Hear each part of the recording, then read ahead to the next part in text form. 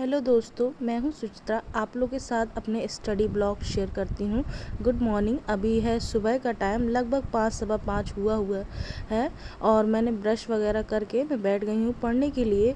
और सुबह का जो टाइम रहता है बहुत अच्छा होता है। आप बिल्कुल फ्रेश मूड में होते हैं और बहुत सारी टेंशन से आप फ्री होते हैं, माइंड में नहीं आती हैं। तो देखिए, मोबाइल में लगभग 5:10 हो रहा है मॉर्निंग का। ये मैं गूगल टाइम आपको करके दिखा रही हूँ। तो उठकर आप सबसे पहले अपना फ्रेशन अप होने के बाद लगभग 1 घंटे पढ़ाई करिए, क्योंकि उससे क्या होगा कि आपके पास कितने भी काम होंगे तो वो सुबह आपका जो एक बेस बन जाता है ना पढ़ाई करने का, कि हाँ मैंने भी पढ़ाई करी है और मुझे आगे भी पढ़ना है दिन में, तो आप उसके लिए टाइम निकाल लेंगे। क्योंकि अगर आप दिन में पढ़ना चाहेंगे फिर सुबह नहीं कुछ भी पढ़ा होगा आपने, तो लगेगा चलो छोड़ो कल से स्टार्ट करते हैं। तो इस तरीके से चीज़ें पेंडिंग होती जाती हैं। स्पेशली हाउसवाइफ या जो वर्किंग वूमेन हैं उनके लिए मैं बता रही हूँ। तो मुझे तो सुबह के बाद फिर टाइम नहीं मिलता है, दिन भर इवनिंग में टाइम मिलता है या दोपहर में थोड़ा सा 1 डेढ़ घंटे का। लेकिन मैं उस टाइम पे थोड़ा सा रेस्ट कर लेती हूँ, क्योंकि बॉडी को भी रेस्ट देना बहुत ज़रूरी है। तो यहाँ पर मैं क्विज़ प्रैक्टिस कर रही हूँ मैथ की, क्योंकि सुबह सुबह मूड बहुत अच्छा रहता है और आप सारी टेंशनों से फ्री रहते हैं, दिमाग में फालतू के ख्याल नहीं आते हैं। तो मैं सोची मैथ की प्रैक्टिस कर लेती हूँ। काफ़ी लोगों का क्वेश्चन है कि आप इतने एनर्जेटिक और पॉजिटिव कैसे रहते हैं। तो मैं आप लोगों को बता दूं, हर इंसान के चारों तरफ कुछ ना कुछ नेगेटिविटी होती है और वो उनसे बहुत ही डिस्ट्रैक्ट होता है, अपनी चीज़ों को कर नहीं पाता अच्छे से। तो मैं आपको एक एग्जांपल देती हूँ। जो पानी का जहाज़ रहता है ना, उसके चारों तरफ पानी ही पानी रहती है, लेकिन वो पानी में कभी डूबता नहीं है जब तक उसके अंदर पानी नहीं जाता। उसी प्रकार जब हम लोग नेगेटिव चीज़ों से घिरे होते हैं और उनसे कैसे पॉजिटिव रहा जाता है, तो अगर जब तक वो नेगेटिव चीज़ें हमारे दिमाग में घर नहीं करती हैं और हम उनको अपने ऊपर हावी नहीं होने देते, तब तक हम पॉजिटिव रह सकते हैं, चाहे कितनी भी नेगेटिविटी। जिस तरीके से जहाज़ पानी में डूबता नहीं है, उसी तरीके से नेगेटिव चीज़ों को अपने अंदर हावी नहीं होने देना चाहिए, क्योंकि उनसे चीज़ें हमारी बिगड़ जाती हैं। और जो नेगेटिविटी फैला रहे हैं या फिर नेगेटिव हमें लगता है कि वो नेगेटिव हैं या हमारे लिए प्रॉब्लम क्रिएट कर सकते हैं, उनका तो प्रॉफिट हो जाता है लेकिन हमारा लॉस हो जाता है, ये इस तरीके से नेगेटिविटी सोचकर। तो यहाँ पर मैंने अपना सुबह का जो रूटीन है तो वो मैं पूरा कर रही हूँ। सो के उठने के बाद पढ़ाई करने के बाद मैं उठ गई थी और मैं यहाँ पे सुबह नारियल पानी ले रही हूँ। मुझे बहुत अच्छा लगता है सुबह सुबह नारियल पानी पीना। बेड वगैरह बना दिया है, क्योंकि बेड वगैरह बना दो ना तो पूरा दिन ऐसे लगता है रूम बहुत नीट एंड क्लीन है। लगभग 6:30 बजे हुए हैं, तो मैं अपना ब्रेकफास्ट तैयार कर रही हूँ। यहाँ पर मैंने बनाया है दलिया, और दलिया बनाने के बाद मैं यही स्कूल भी ले जाऊँगी, अपने टिफ़िन बॉक्स में थोड़ा सा खा लूँगी। उसके बाद मैंने नारियल पानी पिया था, तब तक मेरा दलिया पक रहा है, तब तक मैं सोक्ड आलमंड ले रही हूँ।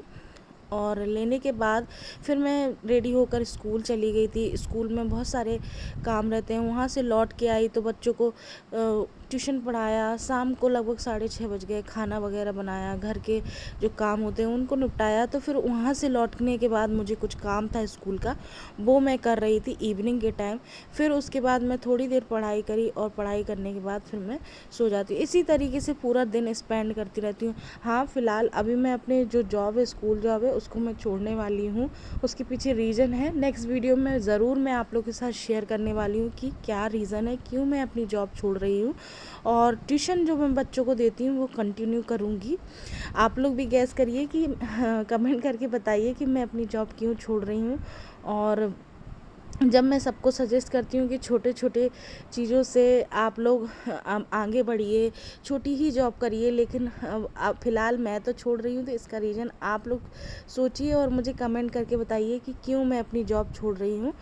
और आप लोग कंटिन्यू पढ़ाई करते रहिए। अपने जो चारों तरफ नेगेटिविटी है उनसे हमेशा बच के रहिए। काफ़ी लोग पूछ रहे थे कि आपका बीएड है या बीटीसी। मेरा बीटीसी है। तो फ़िलहाल केवीएस का रिज़ल्ट का मैं इंतज़ार कर रही हूँ, जो पीआरटी का रिज़ल्ट आना है, और मैं उसके लिए भी प्रिपरेशन करूँगी। तो आप लोगों के साथ प्रिपरेशन वीडियो ज़रूर शेयर करूँगी। जो लोग बीएड किए हुए थे और केवीएस से बाहर हो गए हैं और भी बहुत सारे बिहार के एग्ज़ाम से बाहर हो गए हैं, तो वहाँ भी पॉजिटिव और आगे बढ़ते रहिए। आप लोग बहुत सारे सेंट्रल के भी एग्ज़ाम निकलते हैं, उनकी प्रिपरेशन करिए। मैं टीचिंग के साथ साथ बैंकिंग के भी एग्ज़ाम देती हूँ और मैं उनकी भी प्रिपरेशन करती हूँ और मैं उनके एग्ज़ाम को भी निकालती हूँ। प्री लेवल तो मैं निकाल लेती हूँ, मेंस लेवल भी निकालने की कोशिश में लगी हूँ। धीरे धीरे मैं उनको भी एक ना एक दिन ज़रूर क्रैक करूँगी और मैं जॉब लेके ही रहूँगी। मैंने ये सोच रखा है, चाहे कुछ भी हो जाए। तो इसी तरीके से आप मन में अपने ठान के रखिए। अगर आप अपने आत्मविश्वास है आपके अंदर, तो फिर आप कभी ना कभी सक्सेस ज़रूर होंगे। और मेहनत करते रहिए, अपनी मेहनत पर कभी शक नहीं करिए। आप अपना टाइमर लगा के पढ़ाई करिए, जो मैं टाइमर शेयर करती थी। अब मैं आप लोगों के साथ टाइमर से भी वीडियो शेयर करूँगी। आप लोग को बहुत मोटिवेट फील होता है। काफ़ी लोगों के मेरे पास कमेंट भी आए हैं। तो ये एक गृहिणी की जो लाइफ है, उसमें आप लोगों को बहुत सारा मोटिवेशन की ज़रूरत होती है। तो आप मेरे वीडियो को देख के मोटिवेट होते हैं, मुझे बहुत अच्छा लगता है। और जो भी है, आप लोग गवर्नमेंट सेक्टर की प्रिपरेशन करिए, सेंट्रल की, स्टेट की, कहीं की भी प्रिपरेशन करिए, लेकिन आप एक प्रॉपर टारगेट सेट करिए, उनके लिए एक स्ट्रैटेजी बनाइए। फिर आप अपनी प्रिपरेशन करिए कि किस तरीके से जो आपकी वीक पॉइंट है उनको हम रिकवर कर सकें। जैसे किसी का इंग्लिश वीक होता है तो इंग्लिश को आप प्रिपेयर करिए, और जो आपका मैथ्स वीक है तो मैथ्स को प्रिपेयर करिए। क्योंकि एग्ज़ाम टाइम में तो हम बहुत सारा पढ़ते हैं, एग्ज़ाम आने वाला होता है तो हम बहुत सारा पढ़ते हैं, लेकिन अगर हम किसी एग्ज़ाम के लिए पहले से पढ़ाई करना स्टार्ट कर दें तो हम अपने वीक पॉइंट्स को बहुत ईज़िली कवर कर लेते हैं। क्योंकि हमारे ऊपर बिल्कुल प्रेशर नहीं होता है। अगर प्रेशर रहेगा तो हम अपने वीक पॉइंट्स पे कवर अप नहीं कर पाते हैं। मैंने ये बहुत सारे एग्ज़ाम देने के बाद समझा कि जब हम एग्ज़ाम के लिए प्रॉपर प्रिपरेशन कर रहे होते हैं, एग्ज़ाम लगा होता है, तो हम अपने वीक पॉइंट पे वर्क नहीं कर पाते हैं। इसीलिए कोई भी एग्ज़ाम जो आपने फॉर्म भी नहीं फिल किया है लेकिन आपको लग रहा है कि वो एग्ज़ाम होगा, किस इतने दिनों बाद होगा, तो उसके लिए प्रॉपर स्ट्रैटेजी बनाइए और उन पे वर्क करिए, जो भी आपके वीक पॉइंट हैं। सो फ़िलहाल ये वीडियो आप लोग को ज़रा भी मोटिवेट किया हो और थोड़ा भी अच्छा लगा हो तो हिट दी लाइक बटन और कमेंट करके बताइए कि मैं जॉब क्यों छोड़ रही हूँ, अपनी स्कूल की जो जॉब है मेरी। तो ज़रूर कमेंट करके बताइए सोच के। Thank you for watching, take care and bye bye.